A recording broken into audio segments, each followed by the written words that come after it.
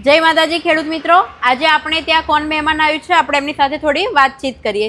શું નામ આપનું? વાઘરી અનિલ બાબુભાઈ. બરાબર. ક્યાં રહેવાનું તમારે? સોજા ગામ. સોજા ગામમાં. તો તમે અવંતી એગ્રીટેકનું મશીન તમે ક્યારે ખરીદ્યું હતું, રીપર મશીન? એ ત્યારે ઘઉં વાઢવાની સિઝનમાં ખરીદ્યું. ઘઉં વાઢવાની સિઝનમાં, એટલે બે મહિના જેવું થઈ ગયું. 2 મહિના. બરાબર. તો આજે તમે કેમ ફરીથી આવ્યા છો અવંતી એગ્રીટેકમાં? એ ઉપરનું ટેકર લગાવવા માટે.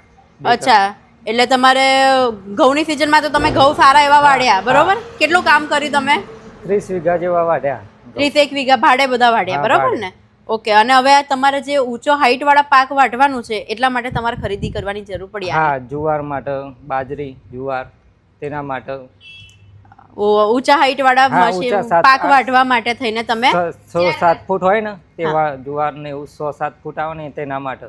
બરાબર. એટલે આ તમે મશીન ખરીદ્યું એના પછીથી તમે આ લગાવવા માટે આવ્યા અવંતી એગ્રીટેકમાં, હા. બરાબર ને? હા, અચ્છા, તમને કેવો લાગ્યો અનુભવ મશીનનો? સારો.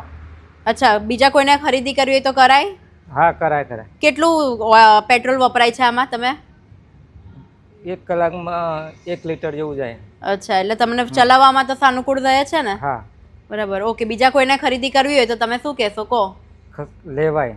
લેવાય, બરાબર ને? આજીવિકા માટે લેવું હોય તો પણ લેવાય, હા, ભાડે લેવાય. ફેરવવા માટે, ભાડે બરાબર? ફેરવાય લેવાય ને ઘર માટે લેવાય.